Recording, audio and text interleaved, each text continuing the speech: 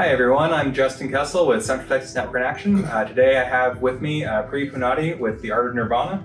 Welcome, Pree.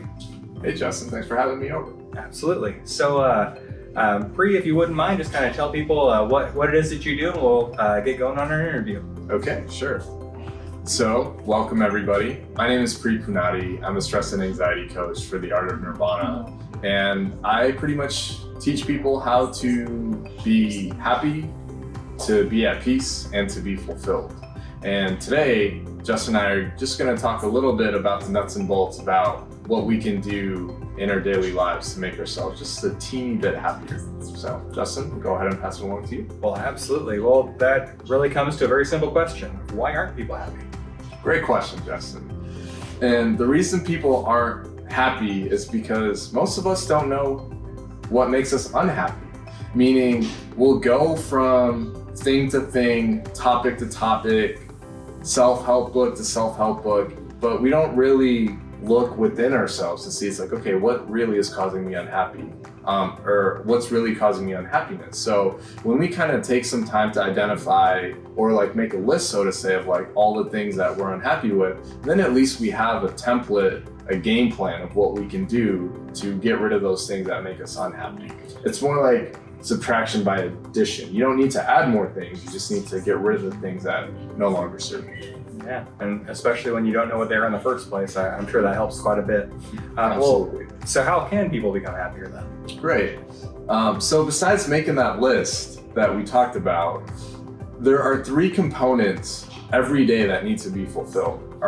Our physical state needs to be fulfilled, our mental state needs to be fulfilled, and our spiritual state needs to be fulfilled. And what I mean by that, the physical state means that we need to be in action. We can brainstorm so many different things, but if we don't take action on any of them, we just build up idea after idea, and then resentment after resentment after resentment, because we're not taking action on any of the things that we're thinking about. So when we take action, the physical state becomes fulfilled. Now, the mental state becomes fulfilled when we actually think about how we're going to implement the action. Because we can take action or we can't take action, but if we can take conscious action, then that will give us the biggest bang for our buck, if that makes sense. And then the last state is a spiritual state, which is always honing the balance between the mental state and the physical state, always tweaking to see like what works and what doesn't work. For example, like exercise, right?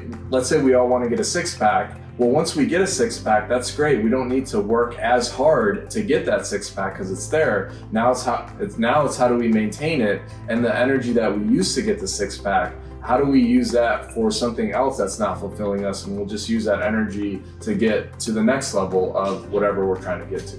Does that make sense, Justin? Yeah, so like a snowball effect. That's a great way of looking at things. Yeah, thank you. So what's your approach to helping people work through their problems? Excellent question. And basically what I do that's different than most people is, because I'm a meditation and a yoga teacher, as well as a personal trainer and nutritionist, I really help people figure things out at the mindset.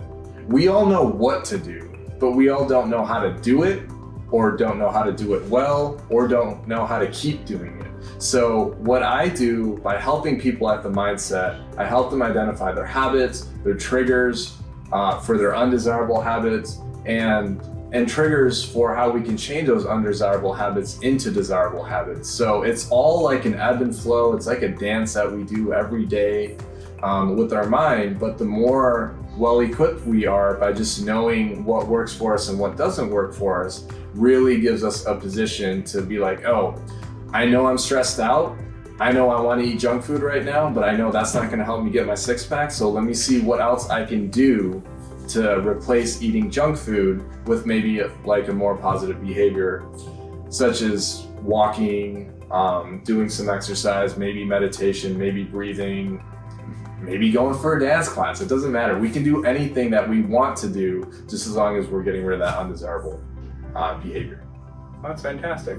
So for anyone who wants to learn more about what Pree does and possibly set up an appointment with him to do a free consult, just look at the information below. And thanks very much for joining us, Pree. Absolutely. Thank you, Justin. Absolutely. And thank you guys. It's a pleasure meeting you.